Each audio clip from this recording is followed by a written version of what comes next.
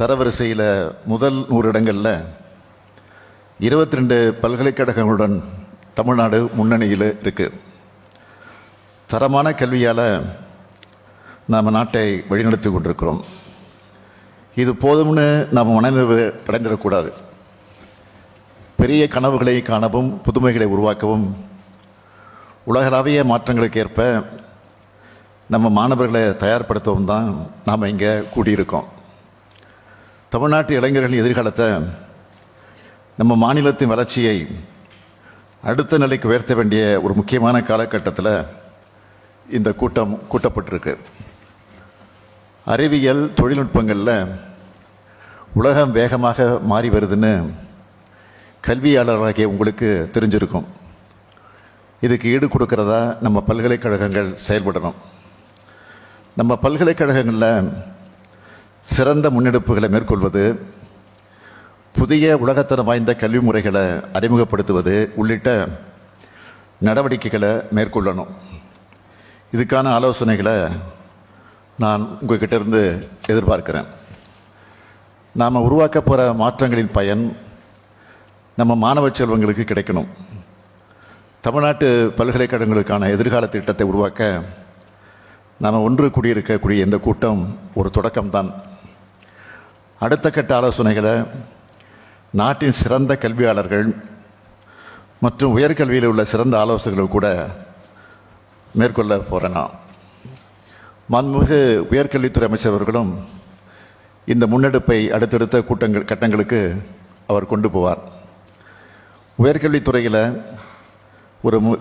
ஒரு பெரிய மாற்றத்தை கொண்டு வந்து புதிய துடிப்பான தமிழ்நாட்டின் அடித்தளமாக மாற்ற நம்ம விரைந்து நடவடிக்கைகளை எடுக்க வேண்டியிருக்கு. காலத்துக்கேற்ற மாற்றங்களை ஏற்படுத்தலைன்னா நம்ம மாணவர்கள் பின்தங்கிடக்கூடும். அதனால் தாமதம் இல்லாமல் நாம் உடனடியாக அதில் ஈடுபட்டு அந்த நடவடிக்கைகள் அந்த வகையில் அமையணும்.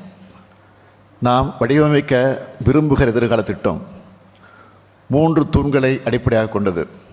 1, பொருத்தமான கல்வி. 2, வேலைவாய்ப்பு. 3, அனைவரையும் உள்ளடக்கிய தன்மை. இந்த 3ஐ பற்றியும் நாம் சிந்திக்கணும். முதலாவதாக பாடத்திட்டம் மற்றும் கற்பித்தல் முறைகளை மாற்றி அமைக்கணும். உலகம் முன் எப்போதும் இல்லாத வேகத்தில் மாறிட்டு வருது. ஏஐ, கிரீன் எனர்ஜி இண்டஸ்ட்ரி 4.0, இதெல்லாம் தான் பொருளாதாரங்களை முடிவு பண்ணுது.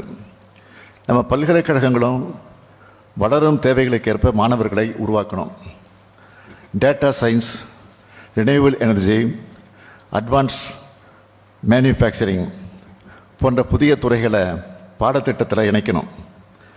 அடிப்படை கல்வி அறிவை நவீன திறன்களோடு இணைச்சு நம்ம மாணவர்கள் வெறும் பட்டதாரிகளாக மட்டும் இல்லாமல் இன்னோவேட்டிவாக செலெக்ஷன்ஸ் தர்றவங்களாக உருவாகணும். தொழில்துறையினர் கூட இணைந்து உலகின் தேவைகளை பிரதிபலிக்கிற பாடப்பிரிவுகளை வடிவமைச்சு பல்துறை கற்றலை ஊக்குவிக்கணும். 2வதாக பயிற்சி மற்றும் வேலைவாய்ப்பு குறித்த சில கருத்துக்களை கூற விரும்புகிறேன். கல்வி என்பது அறிவை பற்றியது மட்டுமல்ல, அது மாணவர்களுடைய திறனையும் மேம்படுத்தணும். என்னுடைய கனவு திட்டமான நான் முதல்வன் திட்டமானது இதுவரை 27 லட்சத்துக்கும் மேற்பட்ட மாணவர்களின் வாழ்க்கையை மாற்றியிருக்கு. அதில் 1,19,000 பேர் திறன் மேம்பாடு மற்றும் வாழ்க்கை வழிகாட்டுதல் மூலம் வேலைவாய்ப்பை பெற்றிருக்காங்க. தொழில்துறைக்கு ஏற்ப வடிவமைக்கப்பட்ட பயிற்சிகளை அளிக்கிற இந்த திட்டம் நமது இளைஞர்களை குளோபல் ஜாப் மார்க்கெட்டில் போட்டியிடுகிற திறன் கொண்டவங்களாக மாற்றியிருக்கு. இதை இன்னும் செம்மைப்படுத்தலாம். அதுக்கான ஆலோசனைகளை நீங்கள் தெரிவிக்கலாம். கேம்ஸ் பிளேஸ்மெண்ட்டை வலுப்படுத்தவும், முன்னணி நிறுவனங்கள் கூட கூட்டணி அமைக்கவும், பயிற்சி திட்டங்களை விரிவாக்கவும் உங்களை கேட்டுக்கிறேன்.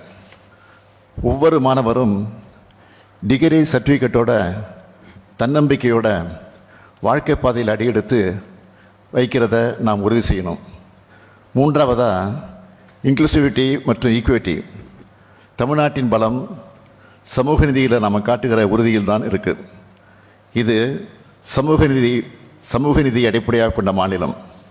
இந்த திட்டமாக இருந்தாலும் அதன் அடிநாதமாக இந்த கோட்பாடுகள் இருக்கிறத பார்க்க முடியும்.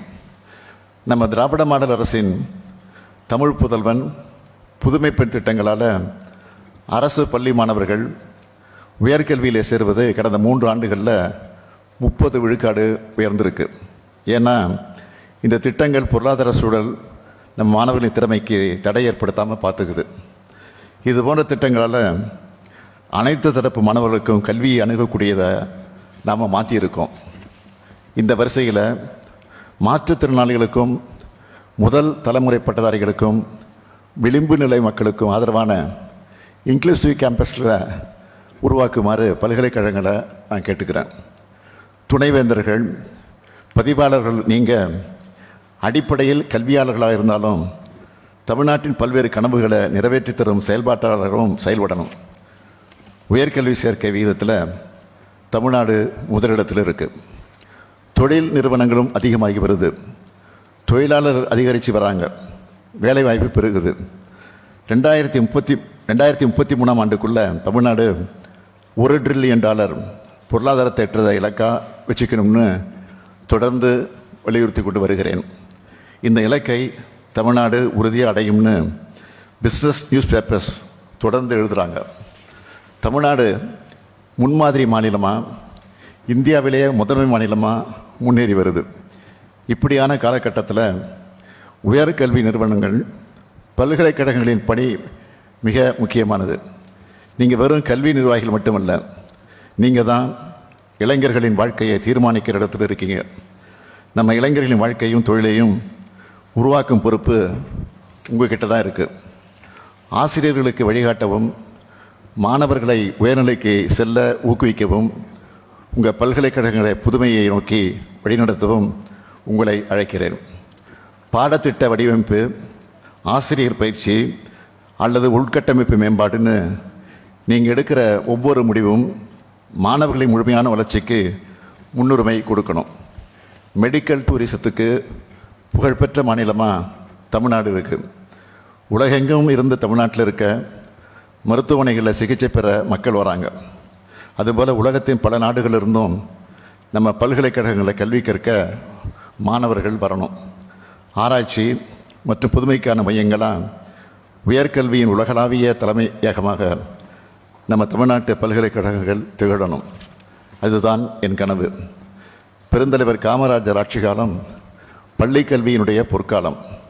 முத்தமிழர் கலைஞர் அவர்கள் ஆட்சி காலம் கல்லூரி கல்வியின் பொற்காலம் என்பது போல இந்த திராவிட மாடலுடைய ஆட்சி காலம் உயர்கல்வி, ஆராய்ச்சி கல்விக்கான பொற்காலமாக வரலாற்றில் பேசப்படணும். அதுக்கு உங்கள் ஆதரவு தேவை.